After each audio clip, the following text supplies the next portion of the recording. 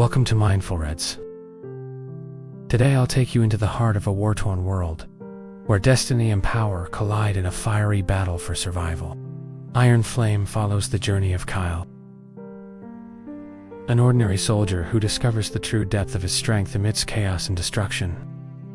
If you're eager to see how Kyle's transformation from a helpless pawn to a hero of unimaginable power unfolds, click the link below to dive into the full novel and experience the adventure for yourself.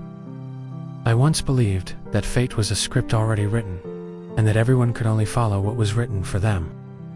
It wasn't until that battle, until I was teetering on the edge of death, that I realized fate wasn't as simple as I had imagined. It is a winding road. And I, Kyle, finally realized that I am not just a passerby. Kyle, you can't die. A familiar voice cried out, filled with deep anxiety and helplessness. I struggled to open my eyes, the blinding sunlight and the smoke of the battlefield mixing together, almost suffocating me. A sharp pain struck my chest, as if a knife had pierced my heart. My vision blurred, and I coughed painfully. Don't give up. It was Myra's voice, my comrade. Once my lover. Her hand was pressed to my chest, trying to stop the bleeding, but I knew I wasn't going to make it. The battlefield around me was in chaos, the enemy flooding in like a tide, the iron cavalry sweeping over corpses like a fierce wind, and I had become their prey. I can't die. My throat rasped as I whispered, every inch of my body struggling in pain. Mira's hand gripped mine tightly, her eyes filled with tears, but she gritted her teeth, her voice firm. Kyle, you can't die. You are our hope. You know it. Only you can break this deadlock. Hope. I almost laughed out loud. As an ordinary soldier, I never thought anyone would place such heavy expectations on me.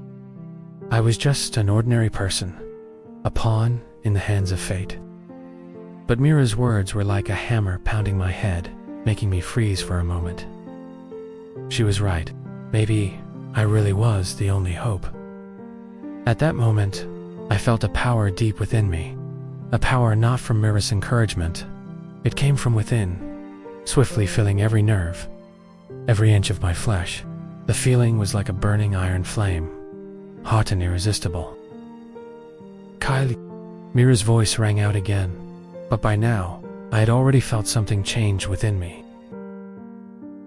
This power was so immense that it seemed to twist everything. My body felt like it was about to be torn apart, yet my mind remained exceptionally clear. With the awakening of this power, I struggled to stand up. Mira, don't worry. I'm fine. My voice was clearer than before, carrying an unprecedented strength. Mira stared at me in shock. You. I reached out, gently pushing Mira away, then turned toward the chaotic battlefield. I knew I was no longer that ordinary soldier, but a being with immense power. Iron Flame, I whispered, the power within me now uncontrollable. In that instant, a scorching flame ignited in my hand. Mira cried out in terror, but I knew there was no turning back.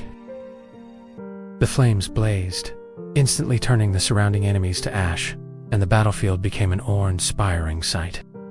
I didn't feel this power as violence. It was the voice of my soul awakening, a challenge to this broken world. I watched Mira's expression from shock to fear, then to helplessness. She might not have fully understood the ability I now possessed, but she had already begun to realize that I was no longer the Kyle I once was. The battle continued, and I had completely stepped onto a path of no return. A few days later, news of the capital's destruction reached me, and I began to realize that the responsibility on my shoulders was growing heavier. The immense power had not made things easier, but rather left me more lost. In every battle I struggled between slaughter and my inner darkness and light. Some thought of me as a savior, while others saw me as the embodiment of disaster. At a meeting in the Imperial Palace, Dast, the Empire's strategist, made me an offer I couldn't refuse. "Kyle, you are the future of this empire." Dast sat on the golden throne, his eyes sharp with intensity. "Your power will be the key to rebuilding the empire." "Rebuild the empire?" I smiled faintly, filled with mockery. "You've never truly cared about the people of the empire. You only want more power. My fate has nothing to do with this empire." Dast furrowed his brow. "Oh, have you forgotten? You are our only hope. Without you, we cannot defeat those dark forces." I looked at him coldly, my heart frozen. "My hope? I'm just a pawn pushed into this position by fate." I stood up and turned toward the door. "Your game is no longer mine." That night, I stood atop the ruins, gazing at the empire on the verge of collapse. The flames lit up the night sky, and I, still torn between two choices, wondered if I should accept the empire's fate or carve a new path for myself. "Kyle." A familiar voice suddenly sounded behind me. It was Mira, her gaze filled with deep concern. "Have you made your decision?" I turned around to look at her. Her eyes held so many emotions: worry, fear, and that reluctance. I took a deep breath. I will no longer be controlled by anyone. I will choose my own path, no matter how dangerous it is. Mira was silent for a moment before lowering her head, softly saying, "I understand. Whatever you choose, I will be by your side." Her gaze was firm, as if the bond between us had never been broken.